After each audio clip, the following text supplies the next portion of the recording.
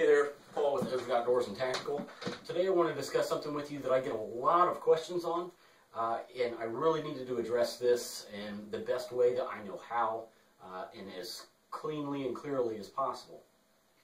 What I get a lot of times is people who are just starting out in this whole sort of world, whether it be the tactical shooting community, whether it be the prepping community, bushcraft, survival, you name it, any of this sort of genre, if you want to call it that, on YouTube, they really start to feel overwhelmed almost immediately.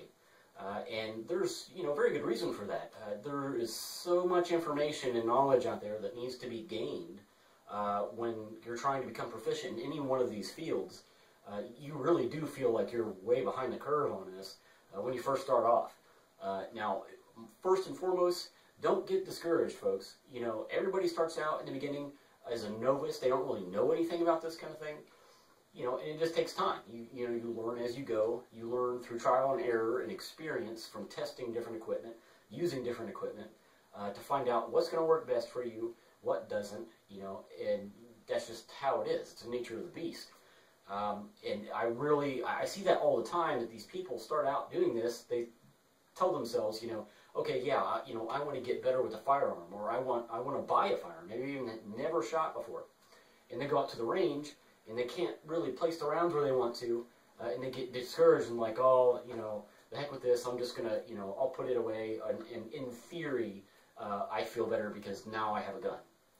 No, this is something that, you need to get out there and you do, and you practice, and you learn.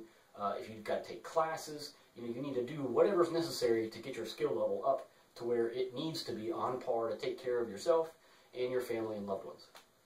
With that being said, I'll share with you what I do in my systems, how I organize it, where I put my time, energy, and money, and how I structure that. That's, as I was saying, is a lot of the questions that I get is people they don't really know, ratio-wise or percentage-wise of their time, energy, and money, where that needs to be placed and what's more important. I'm not going to get into the whole argument where you've probably heard this before, that it's the whole ammo versus food argument. You can't eat bullets, you can eat food. Someone can take all your food if you don't have bullets, that sort of thing. I'm not going to get into that. There's legitimate reasons behind the thinking on each side of the fence on that, but I'm not going to say that either one is wrong or right. I'm not going to do that. What I'll share with you is just what I do and what I recommend, and this is going to be basically a template for you. None of this is to be taken as gospel. That's one thing that you also need to realize, is that with any of this information that you get, whether it be off YouTube or any other media, you really can't just take that as gospel. You have to look at it and understand, the value that you're getting out of that, knowledge-wise, or, if it's a piece of equipment or something. But then you also have to try to think in terms of your environment, your situation, your financial capability, and see if that's going to work for you. Or you might have to tweak it a little bit, or you should tweak it a little bit, I should say, to better fit, to custom fit your situation. Because it's going to vary with everything, depending on the person. So we'll just get started in this, and I'll kind of explain what I do as we go along. And what I use, I like to think of it as a 3-tier system, and then beyond that is your home base of operations. So you have a 3-tier system that I operate on when you're not in your home base. And first tier is basically what you carry on your person only. That's without the aid of any kind of bag or pack or anything like that. That's just items that you carry on in your pants or on a holster, so forth. That's just smaller items that you always have on your day, sort of an everyday carry on your person only. Now, what I try to do with this is I try to keep it as minimal as possible, because you don't want to have to be carrying around tons of weight and tons of gear always in your pockets and everything like that. I mean, even if you're wearing pants like these are Tactilight Pros by 511, there's all kinds of pockets and stuff everywhere, so you can put a lot of junk in here, but, you don't want to overburden yourself. That's counterproductive. You don't want to start losing a bunch of your mobility because you got too much crap in your pants. But what I try to do is try to keep it lightweight, as minimal as possible, but still at the same time not neglecting some serious things that you need to address if you did not have any other equipment with you. If you had to survive on what you have on you, you still have a lot of the basics covered in an emergency situation. Now, what I typically carry, I'll show you a picture here real quick. This is what I carry as my EDC. A couple things change here or there, but overall, this is pretty much what I carry on my person every single day. Now, you see you've got on there, something to protect yourself. I highly recommend, either concealed carry, open carry, whatever works for you, but buy yourself a handgun and keep that on your person for self-defense, excuse me. It's self-explanatory. If you've got something like this to protect yourself or your loved ones, you're a lot better off, especially in an active shooter situation, than somebody who clearly doesn't have a firearm or maybe is only armed with a knife. Not that I'm discrediting how lethal a knife can be. That's something I do carry also. You need to carry either it be fixed blade or a decent quality folder, have some sort of blade on you. You can kind of look at, I won't go into great detail of every item that I carry, but basically you just want to make sure that you're covering, the ability to get food, possibly some first aid. I don't typically carry a whole lot of first aid on me. I do have some fishing line and fishing hooks that can double as a suture kit and a butterfly closure.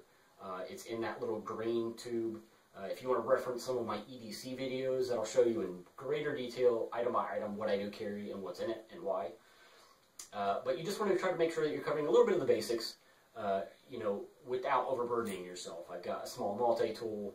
I have a defensive blade and then a utility blade, a firearm, that sort of thing. You just got some basic stuff on you. That's tier 1. Tier 2 basically is going to be an outgrowth from that. What I like to do is, for my EDC bag, and there's a video on that as well if you want to look at what I carry in my EDC bag, I'll show you a picture of it. All the items that are in that bag is very detailed explanation, and I put it up last week, so it should be on my front page if you go to my YouTube channel.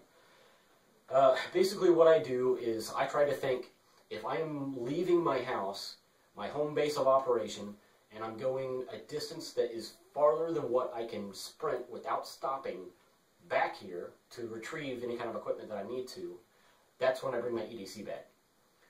Now the logic behind that is, if I can't do that, it's very possible that I'm probably going to want to try to either stay where I'm at, or for whatever reason it's not feasible for me to get back to my home base of operations right at that moment very quickly.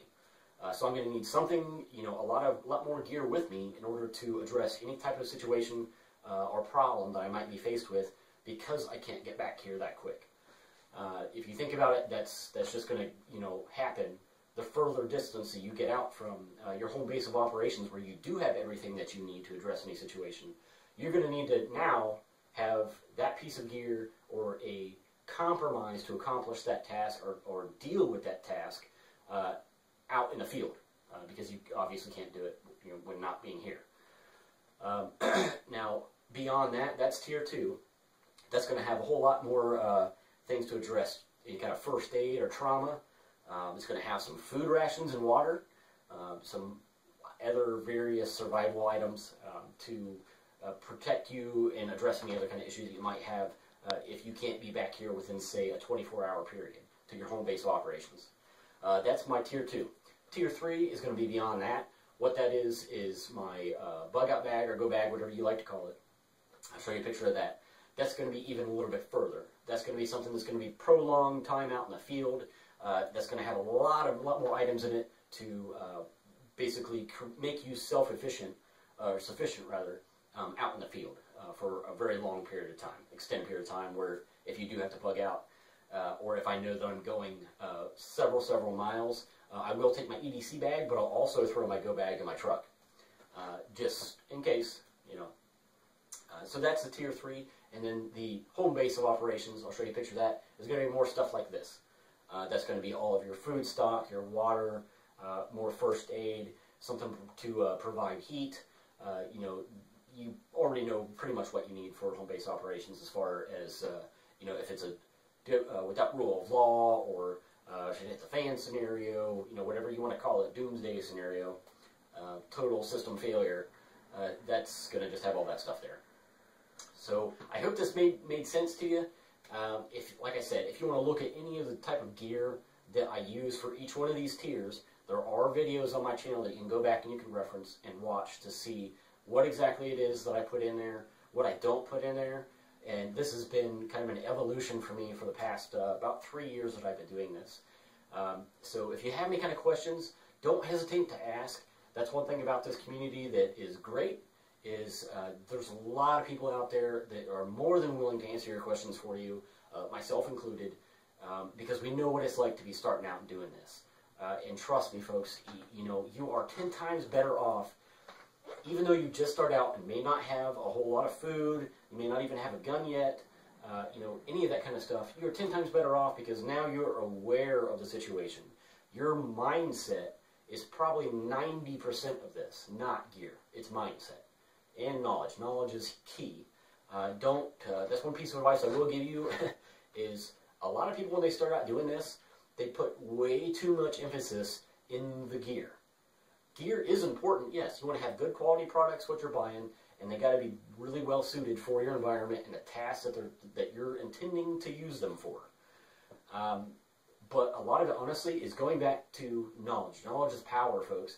If you can don't trust, let me see, I'm stumbling over my own words here. What I'm trying to make this clear is don't trust a certain area of this that you're needing to have covered, say it be food preparation or shelter or something like that.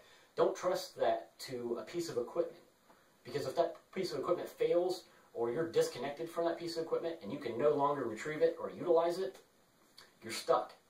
But if you have the knowledge to back that up, then you're fine.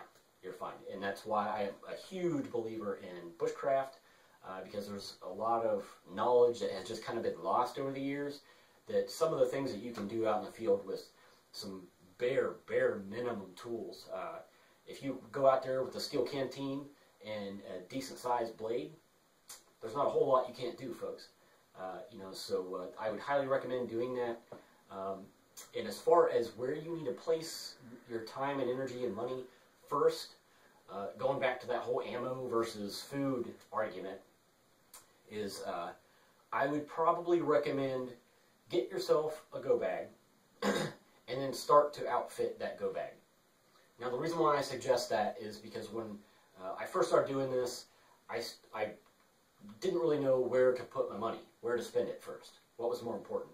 But after a while, I kind of realized that if you start a go bag, it's really a really good way for you to kind of introduce yourself to this whole world, and you start to really learn a lot of valuable things.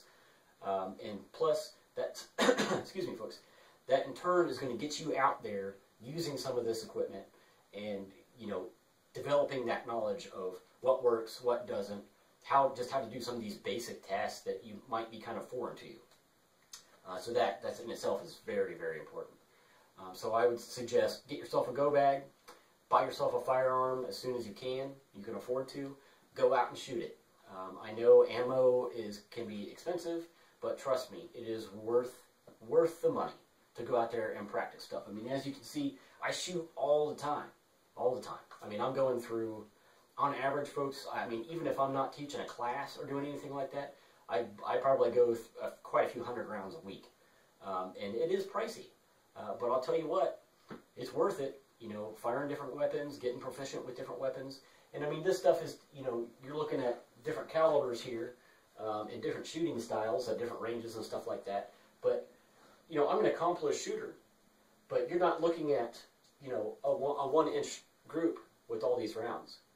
So don't be discouraged, folks. If you go out and you're really trying hard and they're flying all over the place, you can still be pretty combat effective without, you know, being a sharpshooter or something. You know, you can still put down the target, or an enemy, I'm sorry, with some entry level or moderate skills, or skill level.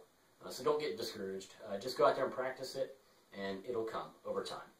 And like I said, you know, if there's people that are experts in whatever field it is that you're looking at, feel free to ask them. If you guys have questions for me, regardless of what it is, you know, I will try to I will make the time to answer the questions for you guys. I've always tried to do that, because that was done for me when I was first starting out. So, Anyways, I don't want to ramble on too long. If I'm missing something, I probably am. I seem to always do that, but thanks for watching, guys. And like I said, if you're new and you're starting out and you seem, you're confused about something or you're frustrated, just relax. It happens to all of us when we first start out. Nothing new, nothing to worry about. Just ask a couple questions and keep plugging away. But thanks, guys. Have a good day.